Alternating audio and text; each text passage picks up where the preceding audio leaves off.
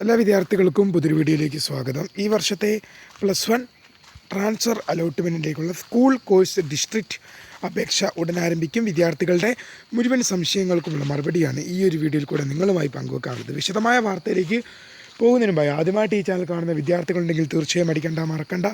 ഇപ്പോൾ തന്നെ channel subscribe ചെയ്ത് കൂടെ പറയാൻ പ്രത്യേകം ശ്രദ്ധിക്കുക. സബ്സ്ക്രൈബ് ചെയ്തതിന് നോട്ടിഫിക്കേഷൻ ബെല്ലുകളിലെ ഓൾ ഓപ്ഷൻ എനേബിൾ ചെയ്യാനും വീഡിയോ നിങ്ങൾക്ക് ഉപകാരപ്രദമായി തോന്നുന്നു തീർച്ചയായും ലൈക്ക് ചെയ്യാനും സുഹൃത്തുക്കളിലേക്ക് ഷെയർ എത്തിക്കാൻ പ്രത്യേകം ശ്രദ്ധിക്കുക. അപ്പോൾ നമുക്ക് വീഡിയോയിലേക്ക് വന്നിട്ട് നമ്മുടെ ചാനലിൽ വീഡിയോ കാണുന്ന 100 വിദ്യാർത്ഥികൾ വീഡിയോ കാണുമ്പോൾ 10 പേർ പോലും ഈ ചാനൽ സബ്സ്ക്രൈബ് പോലും ചെയ്യുന്നില്ല. പ്രിയ വിദ്യാർത്ഥികൾ അങ്ങനെയായിട്ട് തീർച്ചയായും സബ്സ്ക്രൈബ് ചെയ്യുക. നോട്ടിഫിക്കേഷൻ ബെല്ലുകളിലെ ഓൾ ഓപ്ഷൻ എനേബിൾ ചെയ്യാനും വീഡിയോ നിങ്ങൾക്ക് ഉപകാരപ്രദമായി തോന്നുന്നു തീർച്ചയായും ലൈക്ക് ചെയ്യാനും സുഹൃത്തുക്കളിലേക്ക് ഷെയർ എത്തിക്കാനോട് പ്രത്യേകം ശ്രദ്ധിക്കുക. അപ്പോൾ നമുക്ക് വീഡിയോയിലേക്ക് പോകാം. +1 അലോട്ട്മെൻറ്റ് ട്രാൻസ്ഫർ അലോട്ട്മെൻറ്റിലേക്കുള്ള അപേക്ഷ ഈ മാസം 10-ന് ശേഷം വിളിക്കും. സപ്ലിമെൻ്ററി അലോട്ട്മെൻറ്റ് റിസൾട്ട് ഇന്ന് പ്രസിദ്ധീകരിക്കുമ്പോൾ തുടർന്നുള്ള രണ്ട് ദിവസങ്ങളിൽ അതിൻ്റെ അഡ്മിഷനും കാര്യങ്ങളുമായി ബന്ധപ്പെട്ട പ്രൊസീജിയറായിരിക്കും നടക്കുക.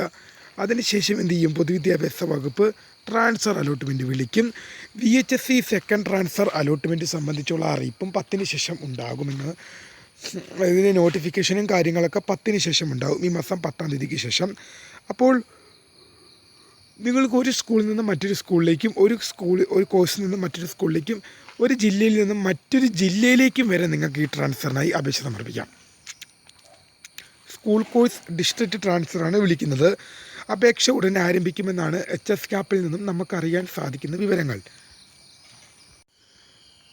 അപ്പോൾ വിദ്യാർത്ഥികൾ ട്രാൻസ്ഫറിന് വേണ്ടി കാത്തിരിക്കുകയാണെന്ന് എനിക്കറിയാം. ട്രാൻസ്ഫർ അലോട്ട്മെൻറ്റിനെ കുറിച്ചൊരു ഇൻട്രൊഡക്ഷൻ പറഞ്ഞു കഴിഞ്ഞാൽ, സപ്ലിമെൻ്ററി അലോട്ട്മെൻറ്റിന് മുമ്പൊരു ട്രാൻസ്ഫർ നടത്തിയിരുന്നെങ്കിൽ പല വിദ്യാർത്ഥികൾക്കും ട്രാൻസ്ഫർ അലോട്ട്മെൻറ്റ് ഗുണങ്ങൾ ലഭിച്ചിരുന്നത്. അതായത് ഒരുപാട് പേർക്ക് ട്രാൻസ്ഫർ മാർക്കിട്ടുണ്ട്. പക്ഷേ സപ്ലിമെൻ്ററി അലോട്ട്മെൻറ്റിന് ശേഷം ഒരു ട്രാൻസ്ഫർ വിളിക്കുന്നത് കൊണ്ട് തന്നെ കുറേ വിദ്യാർത്ഥികൾ, അതായത് അപേക്ഷിക്കുന്നതിൽ പകുതി മുക്കാൽ വിദ്യാർത്ഥികൾക്കും ട്രാൻസ്ഫർ മാറി കിട്ടുകയില്ല. വളരെ ചുരുക്കം പേർക്ക് മാത്രമേ എന്ത് ചെയ്യുള്ളൂ, ട്രാൻസ്ഫർ മാറി കിട്ടുകയുള്ളെന്ന് നിങ്ങൾ ഓർത്തിരിക്കുക. അപ്പോൾ ട്രാൻസ്ഫർ അലോട്ട്മെൻറ്റ് കാര്യം പറയുകയാണ്, അപേക്ഷിച്ചാൽ ഒരു 10 പേര് അപേക്ഷിച്ചാൽ 8 പേർക്കും ട്രാൻസ്ഫർ കിട്ടില്ല. അതാണ് കേരളത്തിലെ ട്രാൻസ്ഫറിൻ്റെ അവസ്ഥ. അതായത് കാരണം അപ്പോഴത്തേക്ക് വേക്കൻസി ലിസ്റ്റ് ഒന്ന് കാണിയല്ല. വേക്കൻസിയിലേക്ക് എന്ത് ചെയ്യും, ഒരു വേക്കൻസി ഉള്ളെങ്കിൽ തന്നെ എന്ത് ചെയ്യും, അതിലേക്ക് ഒരപേക്ഷകളല്ല വരുന്നത്, 10ഉം 15ഉം 10ഉം 30ഉം അപേക്ഷകളായിരിക്കും ചിലപ്പോൾ വരുന്നത്. ഇതിലേറ്റവും യോഗ്യതയുള്ള ഒരാൾക്ക് മാത്രമേ ട്രാൻസ്ഫർ ലഭിക്കുകയുള്ളൂ. പിന്നെ അതുമാത്രമല്ല, ട്രാൻസ്ഫർ അലോട്ട്മെൻറ്റ് ഞാൻ ആദ്യം +1 അലോട്ട്മെൻറ്റ് പ്രോസ്പെക്ടസ് വന്ന ടൈമിൽ, ഒരു മെയ് റിസൾട്ട് വന്നതിൻ്റെ SLC റിസൾട്ട് വന്നതിൻ്റെ ടൈമിലിട്ട ഒരു വീഡിയോയിൽ ഞാൻ കൃത്യമായി പറഞ്ഞിട്ടുണ്ടായിരുന്നു, ട്രാൻസ്ഫർ അലോട്ട്മെൻറ്റിനെ പ്രതീക്ഷിച്ച ഒരു വിദ്യാർത്ഥിയും ഇരിക്കേണ്ട ആവശ്യമില്ല എന്ന്. ട്രാൻസ്ഫർ അലോട്ട്മെൻറ്റ് എന്ത് തന്നെയാണ്, ഒരു പേരിന് വേണ്ടി മാത്രമുള്ളതാണ്. എന്ന് പറഞ്ഞാൽ അപേക്ഷിച്ച് നോക്കൂ, പല വിദ്യാർത്ഥികൾക്കും ചേഞ്ച് ആവില്ല. മുൻ വർഷങ്ങളിലൊക്കെ നമ്മൾ കണ്ണുകൊണ്ട് കാണുന്ന കാഴ്ചയാണ്, അപേക്ഷിക്കുന്നതിൽ ഏകദേശം വിദ്യാർത്ഥികൾക്കും എന്ത് ചെയ്യില്ല, ചേഞ്ച് ആവൂല. അതാണ് ട്രാൻസ്ഫർ അലോട്ട്മെൻറ്റ് വസ്തുത എന്ന് പറയുന്നത്. നിങ്ങൾ അപേക്ഷിക്കാമെന്നേ ഉള്ളൂ, കൂടുതൽ വിദ്യാർത്ഥികൾക്കും ചേഞ്ച് ആവില്ല. കാരണം ഒരു 10 പേര് അപേക്ഷിച്ചാൽ 8 പേർക്കും ട്രാൻസ്ഫർ അലോട്ട്മെൻറ്റ് ലഭിക്കുകയില്ല. അപ്പോൾ നിങ്ങൾക്ക് ഒരു സ്കൂളിൽ നിന്നും മറ്റൊരു കോഴ്സിലേക്കും, ഒരു കോഴ്സിൽ നിന്നും മറ്റൊരു കോഴ്സിലേക്കും, ഒരു ജില്ലയിൽ നിന്നും മറ്റൊരു ജില്ലയിലേക്കും ഈ ട്രാൻസ്ഫറിന് വേണ്ടിയിട്ട് നിങ്ങൾക്ക് അപേക്ഷ സമർപ്പിക്കാൻ സാധിക്കും. അപ്പോൾ അങ്ങനെ അപേക്ഷ സമർപ്പിക്കുമ്പോൾ വിദ്യാർത്ഥികൾ ശ്രദ്ധിക്കേണ്ട കാര്യമെന്ന് വെച്ചാൽ, നിങ്ങൾക്ക് ഈ ട്രാൻസ്ഫർ അലോട്ട്മെൻറ്റിൽ വേക്കൻസി ലിസ്റ്റിൽ ഇല്ലാത്ത സ്കൂളുകളിലേക്കും ട്രാൻസ്ഫറിനായി അപേക്ഷ സമർപ്പിക്കാൻ സാധിക്കും. അതാണ് ഇതിൻ്റെ ഏറ്റവും വലിയ ഹൈലൈറ്റ് എന്ന് പറയുന്നത്. ട്രാൻസ്ഫർ അലോട്ട്മെൻറ്റിന് വേക്കൻസി ലിസ്റ്റിൽ പേരില്ലാത്ത സ്കൂളുകളിലേക്കും അപേക്ഷിക്കാം. കാരണം ഒരു സ്കൂളിൽ ഇപ്പോൾ ഒരു വേക്കൻസി പോലും ഇല്ല, ഫുൾ വേക്കൻസി ഫിൽഡാണ്. പക്ഷേ ആ സ്കൂളിൽ നിന്നും ഒരു വിദ്യാർത്ഥി മറ്റേതെങ്കിലും ഒരു സ്കൂളിലേക്കോ മറ്റേതെങ്കിലും ഒരു കോഴ്സിലേക്കോ അല്ലെങ്കിൽ മറ്റേതെങ്കിലും ഒരു ജില്ലയിലേക്കോ ട്രാൻസ്ഫറിന് അപേക്ഷിച്ചിട്ടുണ്ടെങ്കിൽ ആ വിദ്യാർത്ഥിക്ക് ട്രാൻസ്ഫർ ലഭിക്കുകയാണെങ്കിൽ ആ സീറ്റ് ഒഴിവ്. അന്നേരം ആ സീറ്റ് ഒഴിവിലേക്ക് എന്ത് ചെയ്യും, അപേക്ഷ ഒരു വിദ്യാർത്ഥിയാണ് സമർപ്പിച്ചിട്ടുള്ളെങ്കിൽ ചിലപ്പോൾ ചില വിദ്യാർത്ഥികൾ അപേക്ഷിക്കില്ല, വേക്കൻസി ലിസ്റ്റ് കാണാതെ വരുമ്പോൾ അപേക്ഷിക്കുകയില്ല. അപ്പോൾ ഒരു വിദ്യാർത്ഥിക്കാനും ഇനി അപേക്ഷിച്ചിട്ടുണ്ടെങ്കിൽ ചിലപ്പോൾ എന്ത് ചെയ്യും, ആ വിദ്യാർത്ഥിനെ എന്ത് ചെയ്യും, ആ വേക്കൻസിയിലേക്ക് പരിഗണിക്കുമെന്ന് നിങ്ങൾ ഓർത്തിരിക്കുക. അന്നേരം എന്തായിരിക്കും അവിടെ സംഭവിക്കുക, അന്നേരം ആ വിദ്യാർത്ഥിക്ക് അവിടെ സീറ്റ് കിട്ടും. പക്ഷെ അതൊക്കെ വളരെ അപൂർവമായിട്ടേ സംഭവിക്കുകയുള്ളൂ. അങ്ങനെ സംഭവിച്ചാൽ ഭാഗ്യം. ട്രാൻസ്ഫർ കിട്ടിയാൽ തന്നെ നിങ്ങളുടെ ഭാഗ്യമാടാ.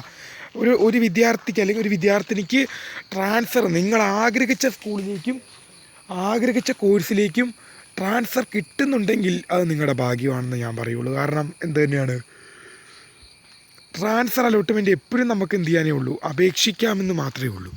കിട്ടുന്ന കാര്യമൊക്കെ കണക്ക് തന്നെയാണ്. നമ്മൾ മുൻ വർഷങ്ങളിലൊക്കെ ഇത് കൃത്യമായിട്ട് കാണാറുള്ളതാണ്. അതുകൊണ്ട് തന്നെയാണ് നമ്മൾ ഇത്രയും കൃത്യമായിട്ട് തന്നെ നമുക്ക് വീഡിയോയിൽ പറയാൻ സാധിക്കുന്നത്. നിങ്ങൾക്കൊരു +1 കഴിയുമ്പോൾ അല്ലെങ്കിൽ ഒരു +2 കഴിയുമ്പോൾ മനസ്സിലാവും ഞാൻ ഈ പറഞ്ഞത് ശരിയായിരുന്നു എന്ന്. നിങ്ങൾക്കത് മനസ്സിലായി തുടങ്ങും. ഇപ്പം നിങ്ങൾക്ക് മനസ്സിലാവില്ല, കാരണം നിങ്ങൾ എന്താണ് ആദ്യമായിട്ടാണ് ഇതെല്ലാം അഭിമുഖീകരിക്കുന്ന വിദ്യാർത്ഥികളാണ്. അപ്പോൾ അങ്ങനെ നോക്കുമ്പോൾ ട്രാൻസ്ഫർ അലോട്ട്മെൻറ്റിലേക്ക് നിങ്ങൾ അപേക്ഷ സമർപ്പിക്കുക. ജൂലൈ 10 ശേഷം വരുമെന്നാണ് നമുക്ക് ലഭിക്കുന്ന അറിയിപ്പുകൾ. ഏതായാലും നല്ല രീതിയിൽ അപേക്ഷിച്ച് നോക്കുക. നിങ്ങൾക്ക് പോകാൻ ആഗ്രഹമുള്ള സ്കൂള്, പോകാൻ ആഗ്രഹമുള്ള കോഴ്സ് ഒക്കെ നിങ്ങൾ അപേക്ഷിച്ച് നോക്കുക. ട്രാൻസ്ഫർ അലോട്ട്മെൻറ്റിന് വേണ്ടി നിങ്ങൾ അപേക്ഷ സമർപ്പിക്കേണ്ട വെബ്സൈറ്റ് എന്ന് പറയുന്നത് HSCAPൻ്റെ സൈറ്റാണ് കേട്ടോ. HSCAP എന്ന സൈറ്റാണ് നിങ്ങൾ ട്രാൻസ്ഫർ അലോട്ട്മെൻറ്റിന് വേണ്ടി അപേക്ഷിക്കുക. ഡയറക്റ്റ് നിങ്ങൾ ഗൂഗിളിൽ കയറി കഴിഞ്ഞ് HSCAP, ഗൂഗിളിലോ ക്രോമിലോ ഒക്കെ കയറി കഴിഞ്ഞാൽ HSCAP എന്ന് ഡയറക്റ്റായിട്ട് സെർച്ച് ചെയ്യാൻ നിങ്ങൾക്ക് സാധിക്കും. അതിൽ ക്ലിക്ക് ചെയ്ത് കഴിഞ്ഞാൽ കാൻഡിഡേറ്റ്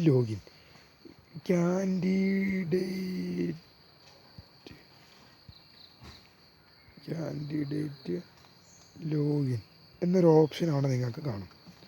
അതിൽ ക്ലിക്ക് ചെയ്ത് കഴിഞ്ഞ് ആപ്ലിക്കേഷൻ ID-യും പാസ്വേഡും ഡിസ്ട്രിക്റ്റും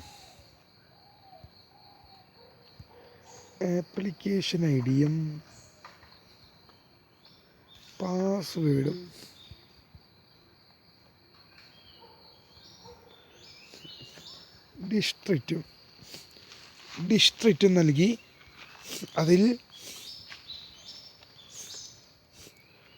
ലോഗിൻ എന്നൊരു ബട്ടൺ കാണും. അതിൽ ക്ലിക്ക് ചെയ്യണം.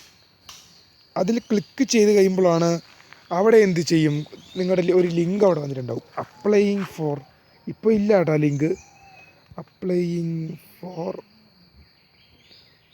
ട്രാൻസ്ഫർ അലോട്ട്മെൻറ്റ് എന്ന് പറഞ്ഞ്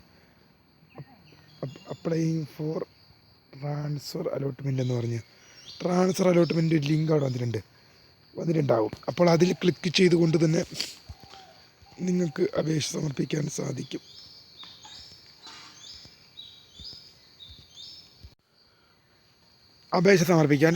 എന്നുള്ളത് വിദ്യാർത്ഥികൾ ഓർത്തിരിക്കുക. അപ്പോൾ ഇങ്ങനെയാണ് നിങ്ങൾ ട്രാൻസ്ഫർ അലോട്ട്മെൻറ്റിന് വേണ്ടി അപേക്ഷ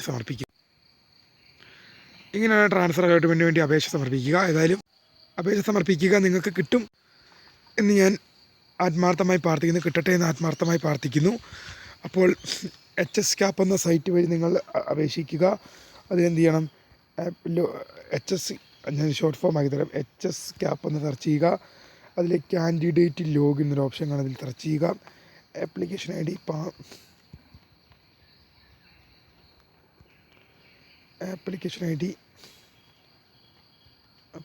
ഡി പാസ്വേഡ് ഡിസ്ട്രിക്റ്റ് നൽകി ലോഗിൻ ചെയ്യുക. അന്നേരം അപ്ലൈയിങ് ഫോർ ട്രാൻസ്ഫർ അലോട്ട്മെൻറ്റ്